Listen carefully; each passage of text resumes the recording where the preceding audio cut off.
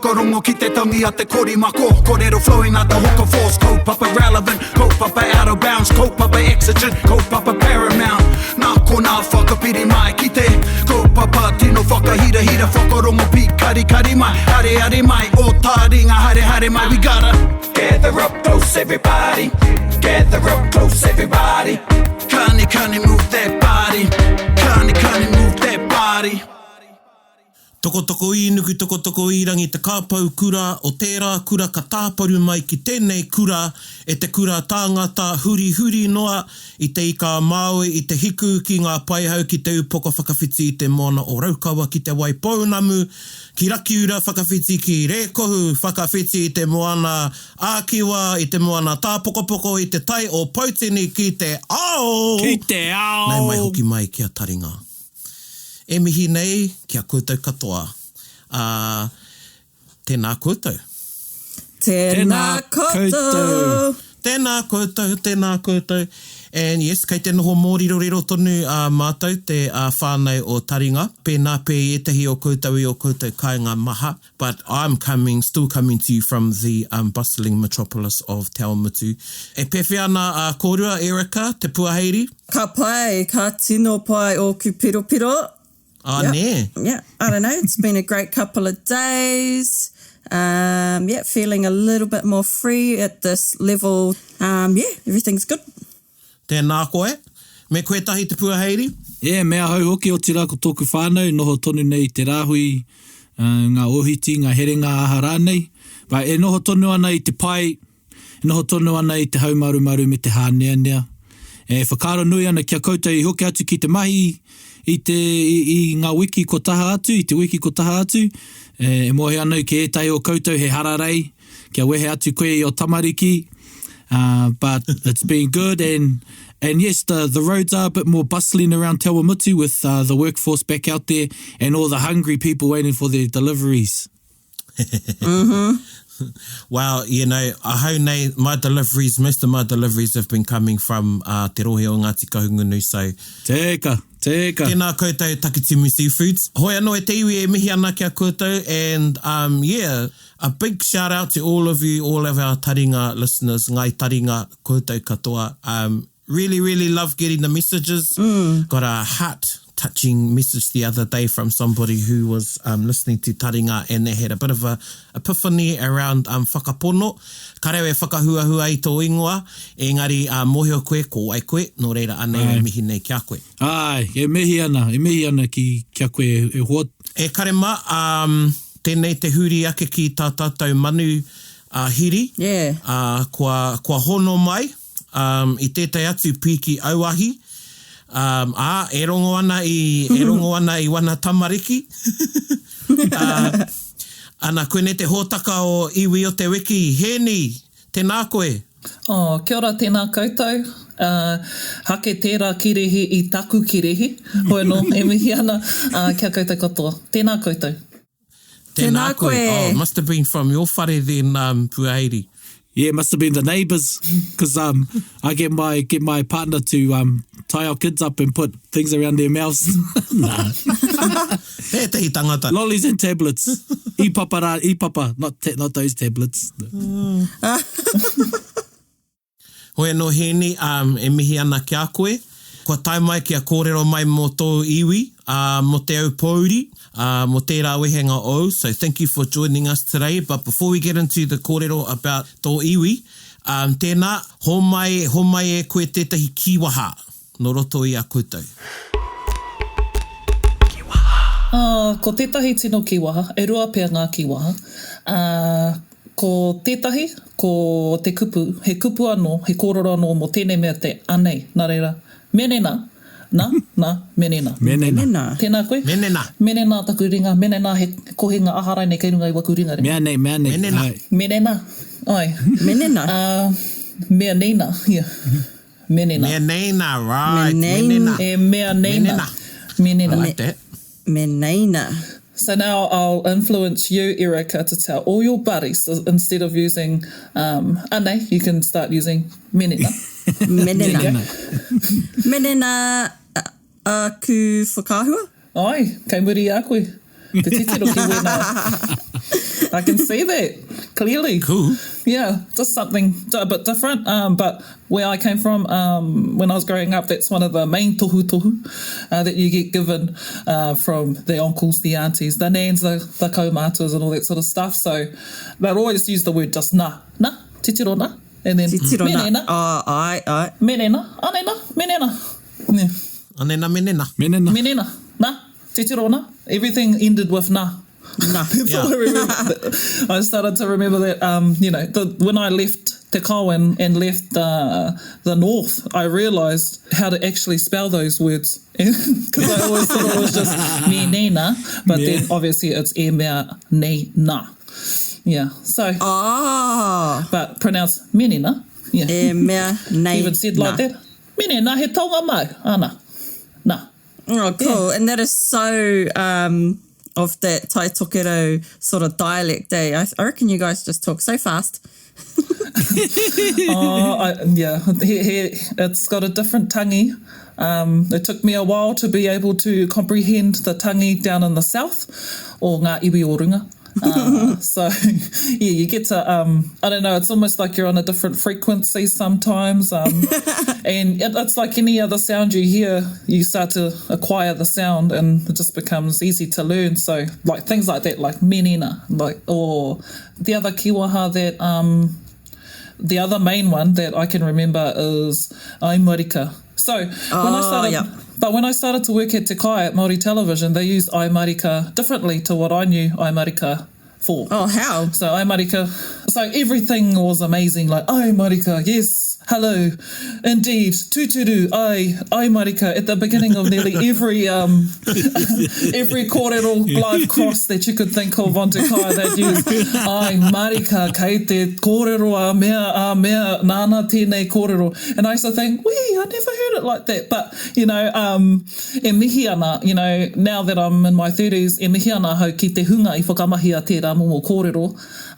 But for me, aimarika meant the opposite to that aimarika. So it's kind of similar to I wana no I wone, okay, sort of, someone will tell you some incredible news, which isn't very incredible, if that makes sense. Maybe like shocking as opposed to a little bit amazing. Shocking. Yeah. Say like, what's the gosse Heeni, so when you get the gosse Heeni, me pono koe.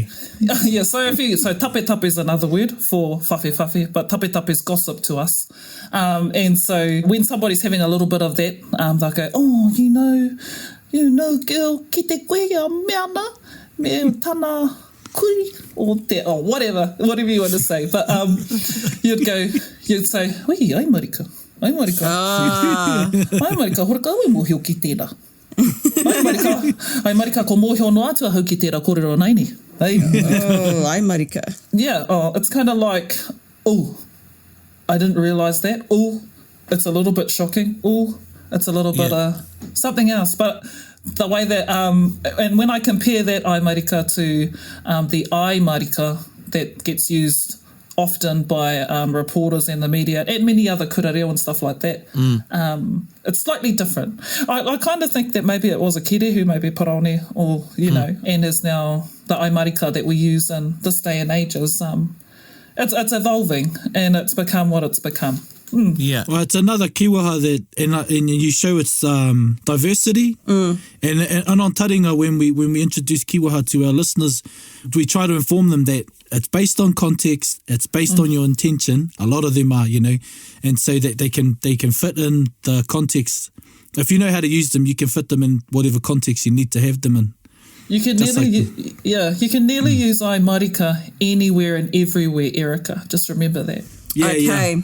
I am going to try use that and menena. I love it. I'm starting to make you Aupōuri by the minute.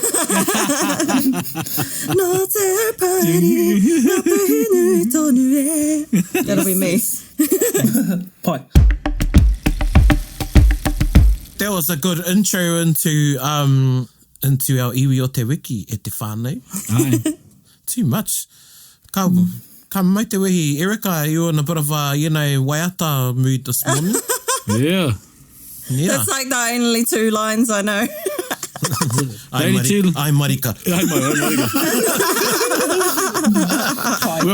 For some, it's the only two they need to know. You said it, Lindsay, not me. Before we get into talking about te Aupōuri, and koina te iwi o te wiki e te iwi, ta menena, I find it really interesting because, you know, it's one of the only ones I've heard sort of similar to Kiwaha and Tainui arare. Oh, yeah. Hi. Yeah. With that sort of, I wouldn't know the linguistic term, I guess, for that use of words, how things. We had a lot of kupu like that, like meata becomes mata. Mata, yeah. Or there's an old waiata mata tukutuku is from meata. So yeah, we've got these. I think it's really, really cool. I roto i te reo Māori how some kupu morph together and join together and they just end up being their own sort of, you know, rerenga kupu, menena. Koia hoki. I mean, just like the way we string together English. Imagine someone that's just learning English and we're trying to tell them where the shop is down the road. And they'll be going, was that one word or a sentence? You know, so just like menena, arare, mata. Actually, I didn't even know that it was meata. I always thought the word to the song was mata. So yeah, cool. Yeah. It is mata, but it's from meata. Kia ora. Yeah, but you can say mata whakarongo, mata noho, mata kōrero. Mata kōrero e hoa? Oh. Yeah. Mata kōrero, che. True. Nō reira, Heeni, te Aupōuri. Yeah, kōrero mai te tuatahi tō Tipuranga, me e rāhuatanga. Kōrero mai. Hei timatanga māku pēr, ko tētahi tino kōrero, he pepeha no mātou ake o te Aupōuri, e ki ana, ko te atua kei te rangi, ko te Aupōuri kei te whenua. Ana e hāngai ana tērā kōrero ki te nui o te hunga whakapono ki te atua. Te nuinga oroto i te Aupōuri i te wā i taki mai ai tērā kōrero mō mātou. E hia ke nei ngā pirihi, ngā minita i whakapono ki te atua i roto i te hāhi mihingare, me te hāhi rātana, ngā morehu. Nā reira, tātou tēnei. Nā reira, yeah, I am born in Rotorua, which is ironically where I am right now. But our family moved up there when I was about 8 years old to Te Kao, which is the second to last town before Cape Reinga. Te Hapu is the next town after it, where Ngāti Kuri resides. Oh. So, mō mātou ake, o te Aupōuri ki te Kao, ko tawhitirahi te maunga, ko te awa poka te awa, ko pārengarenga te moana, ko pōtahi te marae, ko waimirirangi here ki te rā te tupuna whare, te rongo pātū taonga te whare kai, ko te Aupōuri nui tonu te iwi. So, yeah, I guess that sort of pepeha kind of just lines up exactly who and where te Aupōuri of this day and age connects itself to where te Aupōuri began. So, Waimirirangi, if you hadn't known, Waimirirangi is the princess paramount wahine of te Tai Tokero whānui, which nearly every iwi and uri comes from. So, our end, the Aupōuri end, come from her eldest child, Haere ki te rā, Here ki te rā raini. So, in Te Kao, you probably need to Google map it now if you don't know where it is. It's about 45... Oh, hang on. The drive's been cut down since I've left. It's not as windy as what it used to be to get up to Te Kao, but it's about a good 40-minute drive, or maybe a half an hour to 40-minute drive from Kairaia to us. Kairaia. And if you want to go beach way, it's about maybe 30, 40 if it's low tide. Oh. Yeah, some of the other main key places... that I can think of Te Aupōuri, obviously Pārengarenga, which is the Silica White Sands, and yeah, Waimirirangi is another tupuna who came from Tohe, and so Tohe is another main tupuna of ours, who named nearly every single part of his journey along the 90-mile beach, Te Oneroa Tohe, and named every single place on his way down to see his daughter, Rainini Kura. So those are just some of the tupuna in that takiwā of Te Aupōuri. But Te Aupōuri stretches as far back and as far south to Pawarenga. Our journey begins in Pawarenga in terms of the name Te Aupōuri, which we are the iwi of smoke and flame. Ooh. Smoke and flame. Smoke and flame, whānau. Te Aupōuri is one of the last established iwi in the north. Before that, you know, Ngāpui's a long way before that. Ngai Takoto began before us. The same with Ngāti Kuri. And so Te Aupōuri is one of the last sort of iwi, and one of the stories that I got told by my whanaunga, Anaru Ripa, was the naming of many of our iwi in Te Hiku o Te Ika. So Te Aupōuri is named after one of the biggest events, I guess, in Aupōuri history. So Makorapā, which is a little hill in Pawaringa. Yeah, you probably need to Google that up, Heeni, where Pawaringa is. And nowadays it's kind of like Te Kautū Pawaringa. But anyway, in Pawaringa, a battle happened between Ikanui Wheru over the death of their sister Kupe. And so, as you know, a lot of utu and a lot of backwards forwards ended in the burning of a pā. So they were inside the pā, Aupōuri were. Well, before we were Aupōuri as well, sorry. Ko Ngāti Ruanui ke mātou. Oh. So we were known as Ngāti Ruanui before we came Te Aupōuri. Actually, I probably need to start way back from the start, way back up. So we come from many waka. Engari ko mō te taha e te hekenga mai o te ingoa o te Aupōuri. Ko tō mātou waka ko Māmari. Mohana koutou ko Māmari i here ngātahi mai me ngā toki mata whaurua. Ko Ruanui te tangata orunga. Nā reira, ko hoina i Ngāti Ruanui ai mātou. Mai tērā wā, heke rawa mai ki te wā o More, te korohunga. Ka moe More te korohunga i a te awa.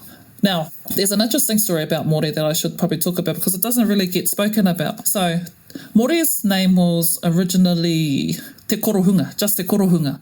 But he got challenged to what is called wrestling these days. But so te korohunga was a mamau champ, is what I would like to say. Kia ora. Cool.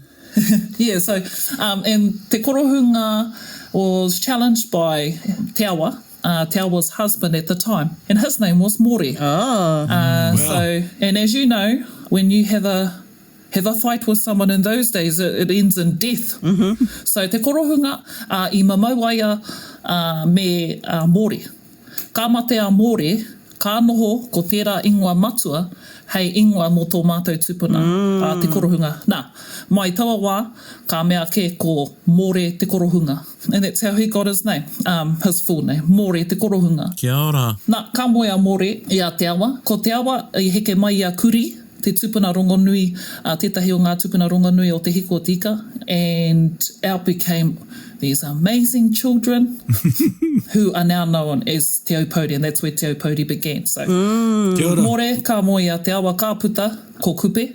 Ko Kupe, te take o te riri, Wheru te rangi mārie, ko Ikanui, te toa, ko te kakati, uri kore, ana kāmutu kia te uru hāpainga, hoia te araki, te kaipara. So those 5 tupuna are where Te Aupōuri began and where this battle happened on Makorapā.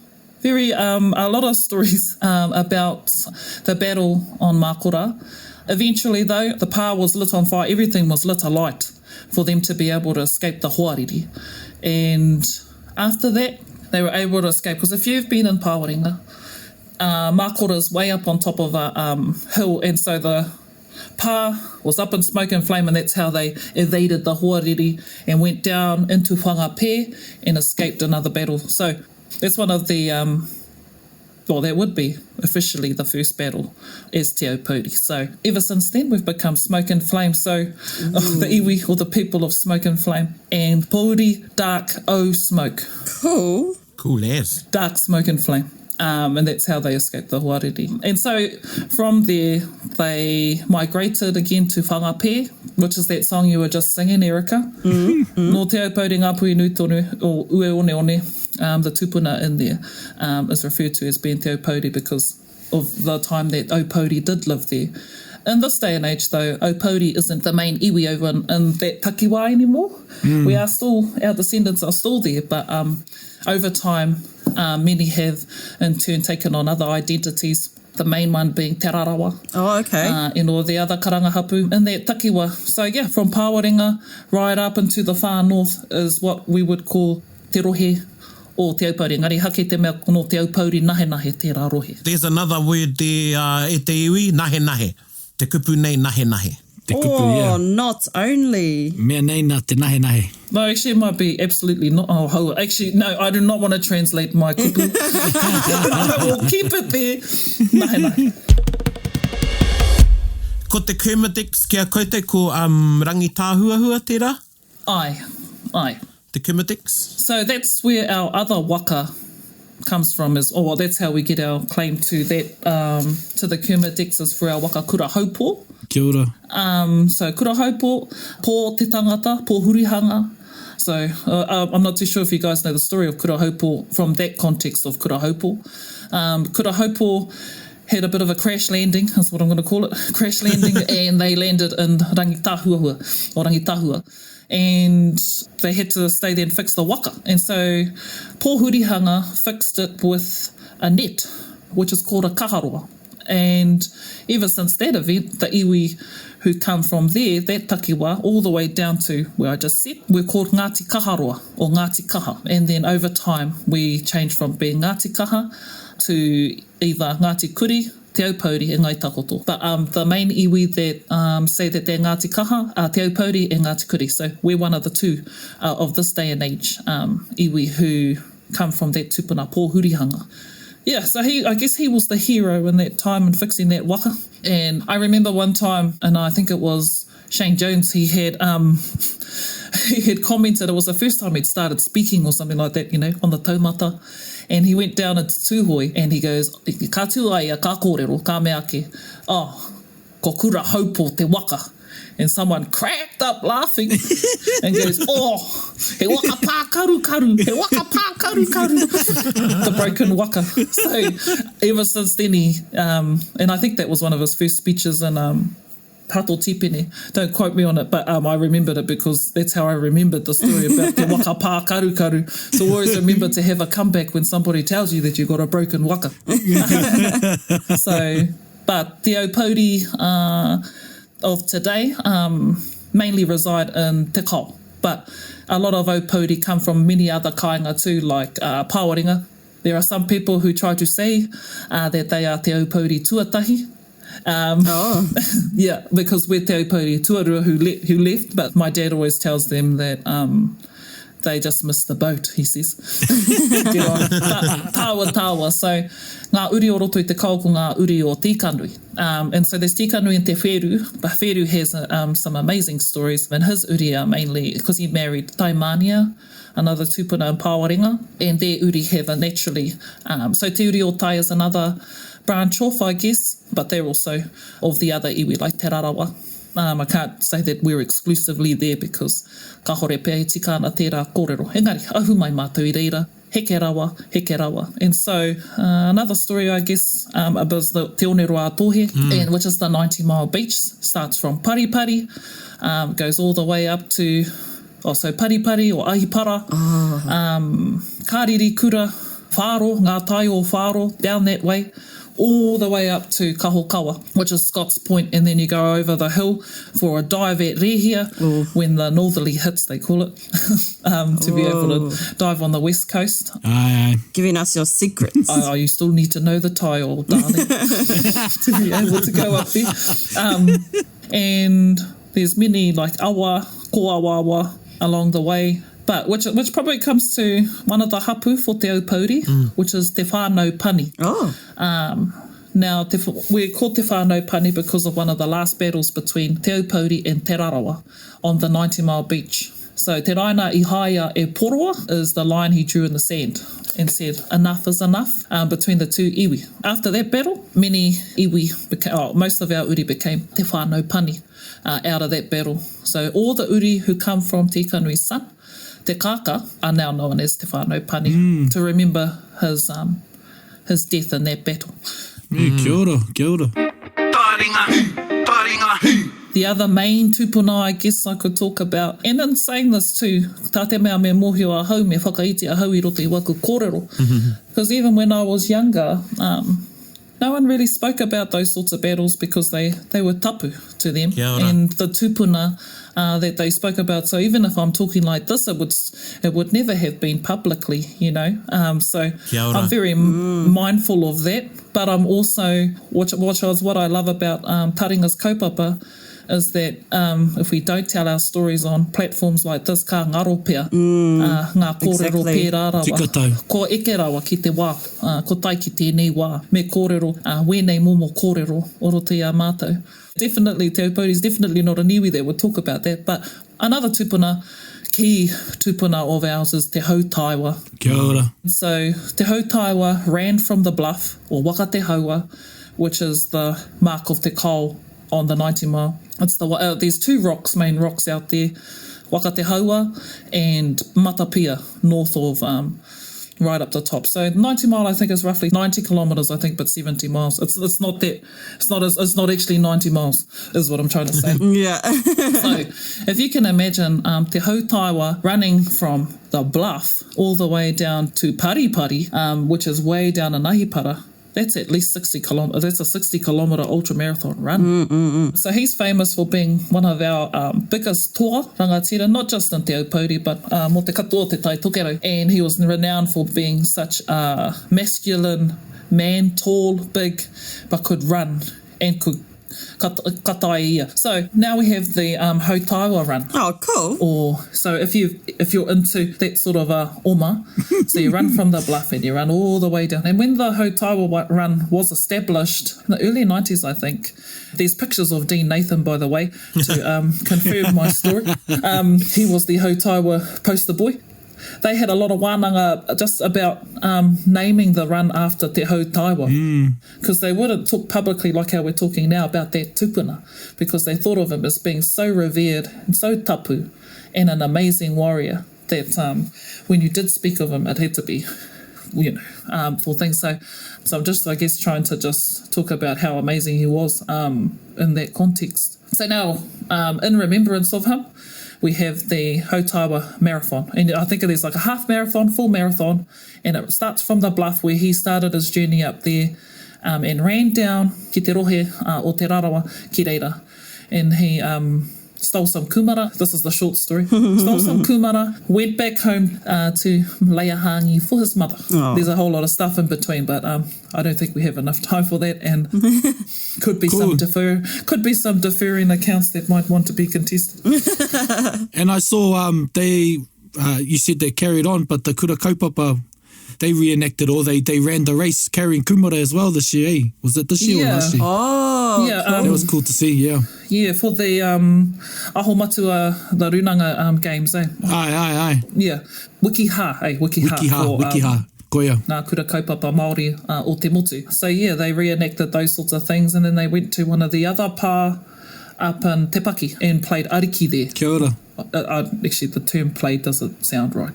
Aye. Rather Played ariki. than just playing, I guess. Yeah. Cool.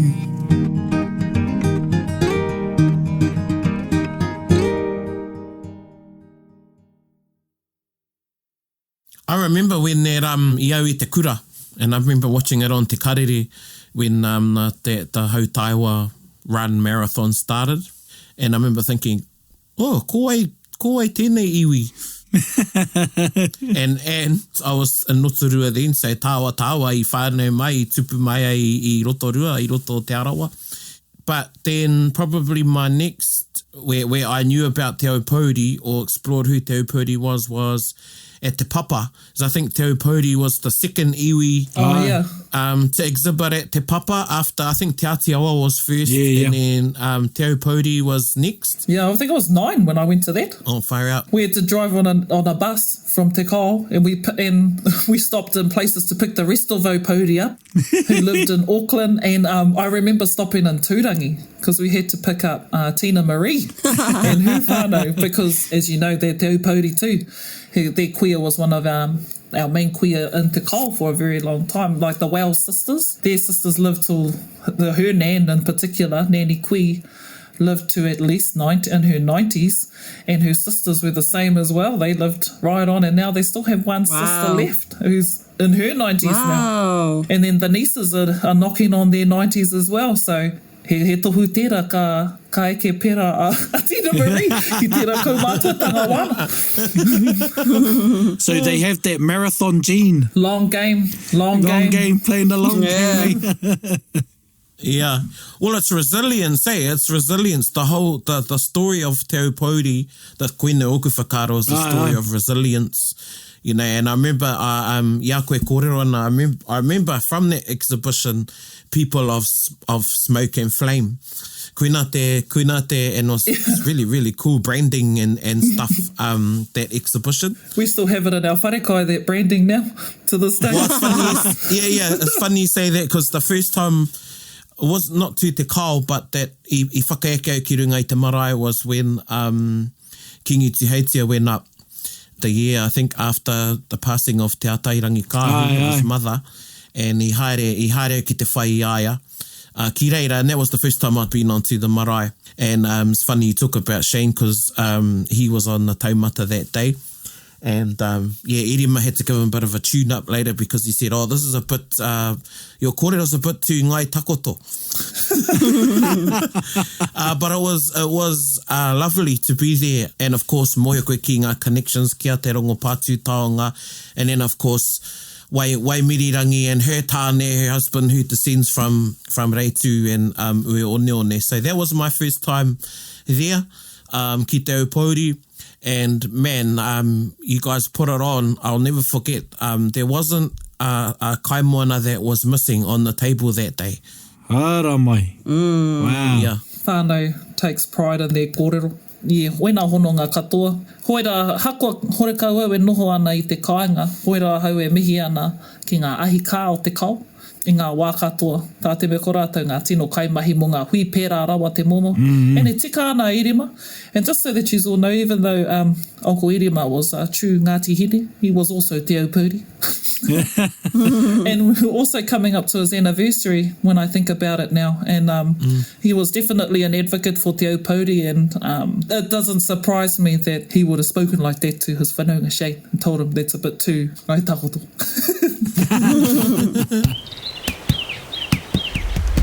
Well, you know, iau e kōrero mō ngai takoto, I'm thinking, we've nearly ticked off, you know, ngā iwi o te taitokere. We've had ngai takoto, Ngāti Hine, Te Aupōuri, nai anei, tētahi ahakoa i haere wiwi wawa ngā kōrero a kiu mō ngā pui, engari i tino pai ana, kua māringa nui a Taringa i a koe te rāne kōrero nei mo Te Aupōuri. Ai, kia ora. Te rawe. Quite a few personalities that have come out of te kao ni rātua hine. Well, you know, even though I went to Te Rangi Aniwaniwa, so I went to school in Te Rangi Aniwaniwa. So Te Rangi Aniwaniwa was another battle between Te Aupōuri and Te Ngare Raumati. That's where it gets its name, Te Rangi Aniwaniwa. After the battle, 2 rainbows showed up in the sky, and peace. And then he tohu mo Te Rangi Māori. And when you're in manu kōrero, Rawhiti Ihaka is the person you think of, hey, when you go in there for your Aupōuri. True. And so every Aupōuri has to try their hardest to do a blimmin' speech in that section. And I think Te Huarahi is probably one of the first of our generation to have won that taonga, Te Huarahi Rask. And even though he's lived outside the rohe, koroa ke mātou mohana, he Aupōuri aia.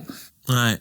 Him, Sir Kingi Matutaira Ihaka, Tā Kingi, who wrote nearly every hymn in the book, who rewrote every hymn and every tune to it, and Te Puka Puka Mihi Kare. So, you know, the standards are high. We also had the first female Anglican minister, Auntie Puti Murray, in the world, I think it was. I think she's the first. Wow. Like, we've got a lot of firsts. So Rawhiti Ihaka, obviously the first Māori to get a Bachelor's of Science.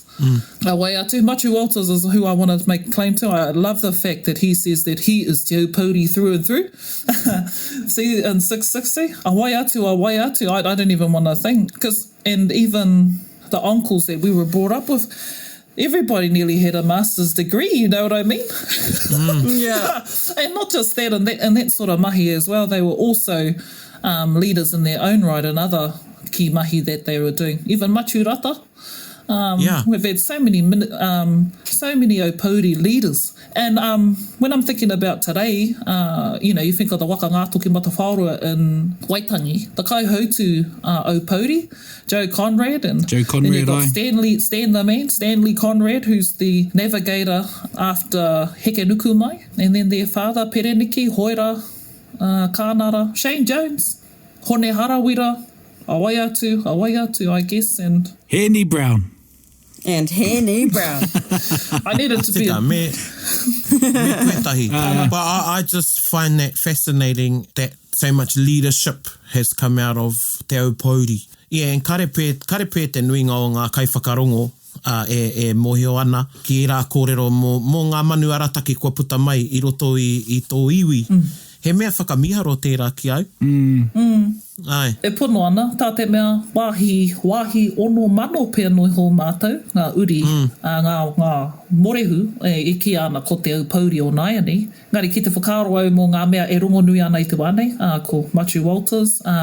Engari, ko tāwhiri Mātea Williams tētahi, nā te whānau kapa. Tika. Ko tāna māma. Ko tāna māma karipuri, ko tāna māma ko karipuri I nukuaia ki Ruatoki, hoi nāno I muia tētahi I Ruatoki kāputa ko tāwhiri. Nā reira, ia mātou e tamariki ana, I tainoa mai ki wene rānei ka hoki mai aia ki te kāinga, ki ngā tini, he tino whanaunga aia kia Eli. So, Eli I heke mai te kapa. And so his grandfather was Mutu Kapa, the Reverend, who worked a lot with Te Puia Kia ora. and the Waikato. So those connections have always been there. Actually, one of the accounts that we were just talking about it the other day in terms of how Te Puia started waka in Te Tai Tokero. Oh, really? Kia ora. While she helped with the celebrations in 1940 alongside Apirana Ngata. But she went to Mutu Kapa to be able to build, and Piri Poutapu built Ngā Toki Matawhaurua, and she chose the first kaihautu, which was Mutu Kapa. So Mutu Kapa became the first kaihautu, and ever since then, it's been an Aupōuri person at the helm. Even Heke Nukumai always acknowledged hakoa he te rarawa aia, koroa ke aia e mea mai ana, ko te Aupōuri, and just all those learnings that he's had. I don't even know, because tā te mea he kōrero whakahihi ki wene. Not many Aupōuri talk about themselves to a lot of people, I guess you can only just say that very blessed, like for me, because I can only talk about our whānau. When we spoke Māori, but not Māori, growing up in Rotorua. Aye. By the time we moved to Te Kao, that was just the only reo. Oh, really? So they always spoke this kind of reo, tēnei momo mita, tēnei momo rere. Yeah. Me ngā rerenga katoa, ka taia I roto I te aha. Ki te here koe ki te karapu, ko hoi nāno ko tēnei te reo. Ki te kōrero ki ngā mokopuna, ko hoi nāno ko tēnei anō te reo. So much so that even in the 90s, all the kuia and kaumātua spoke just like how we're talking now, and they never really reverted to English. If they had to, they would, but it was almost like a little card game. It was just a way of life. And even though Te Kao was a little place, and even Te Heko o Te Ika, for that matter, even from Pawaringa all the way up, if you can live that life, it's a very nice life. And I don't know, I've always found it to be a very privileged life to have been able to learn of not just those in Te Kao and those who live till 90, because all the kuia that I knew, they will live till about 90. They only ate mainly mullet or kanai to us. And definitely. I just had some the other day, so the whānau dropped some off. And even those learnings going up and down the beach, and learning all the different tūtohu whenua, the awa, and even the way that they cultivate fish and stuff like that is way different. Even going out, they had different names for the waves. You weren't allowed to point. You still aren't allowed to point to people, but you weren't allowed to point to the fish. You have to point like this to the fish because, I don't know, it just was a bit of a tikanga. I wēnei rānei, toru noiho pēr mātou e kōrero pēnei ana. I mea mai taku whanaunga I roto o Te Kao no te whānau pako. Renei, ka mea mai aia ko te nuinga o ngā kaikōrero o te Aupōuri o wēnei rānei no waho atu o Te Kao I Nainei. Ngari ona rānei, ki katoa. Pēnā no pēr I a Ruatoki I te wā I mahi a tērā research, that big research in the 70s, ka hoki mai rātou. Yeah. And so now we're fortunate enough to have people like our whanaunga Anaru Reaper, who's written our real strategy to be able to make sure that our uri can still speak our own mita and our own kōrero. Ka rawe, Hea etahi o tūmanako, te ahua nei ko te reo tētahi. What are some of your dreams for your people, for te Aupōuri, me ngā whakatupuranga kei te piki mai? Tāte mea i ai ana i roto i wetahi rangahau puta i te hiku, e mea ana takiwa o te whitu te kaumārima pai heneti o ngā uri o te hiku, ko te Aupōuri wera. E noho atu ana i waho o te rohe. So I guess the biggest goal and the aspiration for us is to maintain our identity. And just, if all our tamariki just know who they are, where they come from, their marae, that's a win for someone who came from te Aupōuri and came from te kao. And if they, no matter where they are in the world, if they know just their pepeha and their ancestry, he mea paitera, he tohu paitera, there's always going to be people that will be able to speak and talk in our reo. But for me, identity, I guess, is the biggest aspiration for us, so that Aupōuri will live on into the hundreds of years, because we're battling against all the bigger iwi outside of us. First up, with te tai o Ngāpui one. And so I know, we all know, people south of the Harbour Bridge think that everything above the Harbour Bridge is Ngāpui. So, that was me.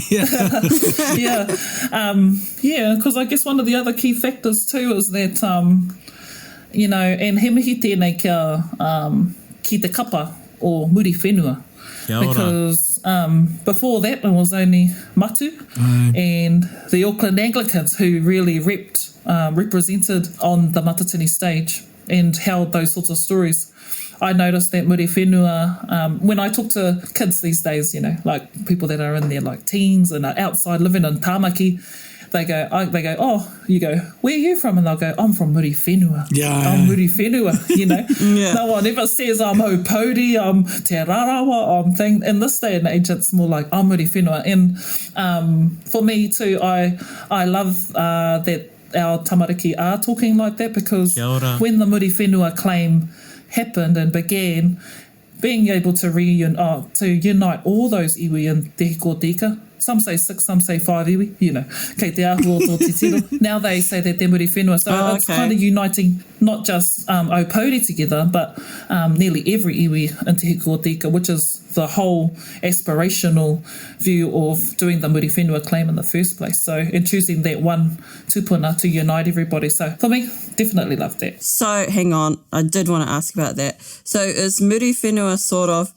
the overarching name for the 5 or 6 iwi? It's not a particular iwi. It's a tupuna. A tupuna. Muri whenua is a tupuna i te tuatai heke mai ai koia te tamahine pōhurihanga. Now we're talking about kurahaupo. Oh, yeah. Waka. Yeah.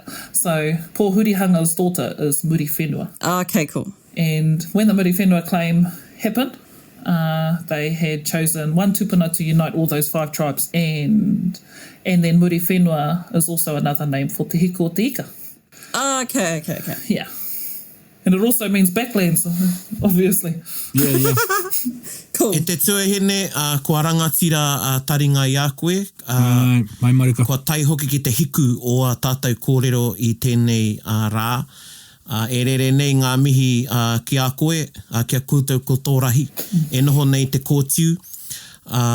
Me kore ake koe e rongo nei ngā taringa huri noa i nui tīre ni whakawhiti ki te ao.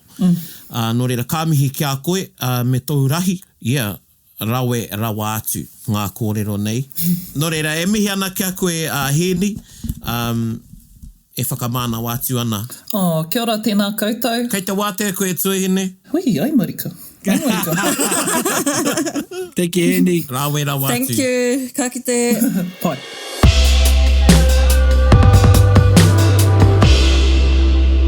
Nō reira e te iwi, hei tautoko i ngā kōrero Heeni Brown mō te Aupōuri.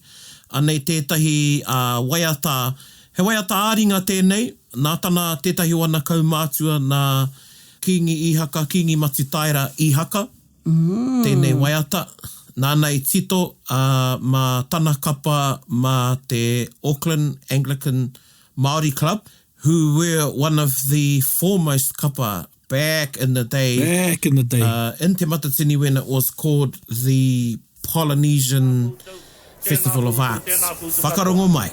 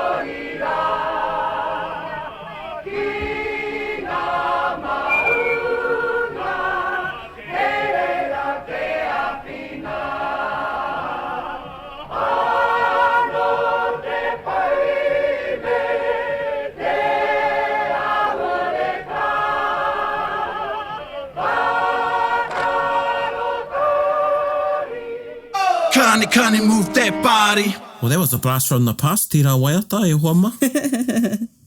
Pono, te āhuatanga o te himene nera. Yeah, and that was his way how he used to, that was their style of singing. Aye. And you'll hear that similar style in Hātea. Aye. Yep. Because some of the kaiako of Hātea, they were in this kapahaka. So the teachings of King Ihaka live on. And and I think Hātea is also a parish, so aye. Oia, not koenei te kapa o they used to call them the Angies. The Angies, yeah. When ka hoki aku mahara kia bones ma. Quite pertinent to the kōrero that Heeni gave us, how she mentioned the many ministers and apotoro that come out of Te Aupōuri. So e whakataua ki tiana te kōrero, ko te atua ki te rangi ko Te Aupōuri ki te whenua. Pono. And you know, and just to speak too about Kingi Matutaira Ihaka, you know, he was a luminary I roto I te reo Māori, te ao Māori. First chairman of Taurewhiri te reo, past chairman of Te Matatini or Polynesian Festival of Arts. So yeah, he was a leader in his own right. Wow. And of course a composer of waiata. Cool. So that was nice waiata to finish us off our kōrero mo Te Aupōuri. That was, I really enjoyed that kōrero. I always enjoy all of them. Engari. Yeah. Tino rere Māori nei ngā kōrero. Kare tino wāhanga kia tātou ki te tikuri tahi pātai. Kia Heeni, rere Māori te kōrero. Yeah. I was writing down heaps as she was speaking. Same. You know, or a word here and there. Yep. And definitely another one of the iwi o te wiki that I'll be going back to listen to again. Yep. Koina hoki te painga. And, you know, being able to go back and listen because especially tupuna names. Yeah. You like to, and then you like to research them and see the whakapapa through all those things and even some of the words that she dropped. Yeah, she dropped heaps of different words I've never heard of. Yeah. She wasn't, and that's the thing, she's not even dropping them, they're just coming out naturally. Yeah. Koina te ahua tana kōrero. Yeah. So yeah, e mihi tonu ana ki a koe Heeni, o tira ki a koe te katoa, e ngā uri mokopuna o Te Aupōuri, anei tō koutou huanga, I whakahuahua I ngā kōrero o koutou tūpuna, o koutou tūpuna. No reira ka mihi rā ki a koe te katoa, anei ngā taringa o te ao e whakarongo nei ki ngā kōrero, anei hoki a taringa e mihi nei ki a koutou katoa. Ko tātou tērā e hoa mā, Mea nei nā. E mea nei nā ngā mihi kia koutou katoa. I don't want to do I'm just going to say, I'm going to do the positive. Ai marika instead of oi marika. And just the closing, koutou e ngā uri o te Aupōuri, you know, this could be because there was a lot of kōrero in here about identity and not only for te Aupōuri, but you know, ourselves. Kia ora. Tata e whakarongo ana. He mea nui te tuakiritanga. And one thing, just another whakaro I had while she was speaking the other night, Che talked about on te kōkō muka about eating your pepeha. Ai. And, you know, Heeni is an example of somebody who's lived their pepeha, was eating their pepeha. So that's to encourage all of us to go back to our mountains, our maunga, our awa, our whenua, to not just say them, but to actually know them and have a relationship with them. Nō reira, ane mātai e mihi nei kia koutou, I hono mai kia taringa, o tira tēnei kaupapa e manaakiti ana e te wānanga o te aroa, e mihi tonu nei kia koutou, hei kona mai rā. Tēnā koutou. Hei kona. Bit whakaronga pi kari kari, gather up close everybody buddy. Taringa, yeah, tahuri mai ki o, whakarongo ki te tangi a te korimako, kōrero flowing a te hoka force, kaupapa relevant, kaupapa out of bounds, kaupapa exigent, kaupapa paramount. Nā kona whakapiri mai ki te, kaupapa tino whakahira whakarongo pi kari kari mai, hare mai, o taringa hare mai, we gotta gather up close everybody, gather up close everybody. Kani move that body, kani move that body. Taringa, he mea tuku nā te wānanga o Aotearoa, ā nā te māngai pāho I tautoko. To listen to more episodes, search for us on your podcast app and subscribe. Taringa, whakarongo mai.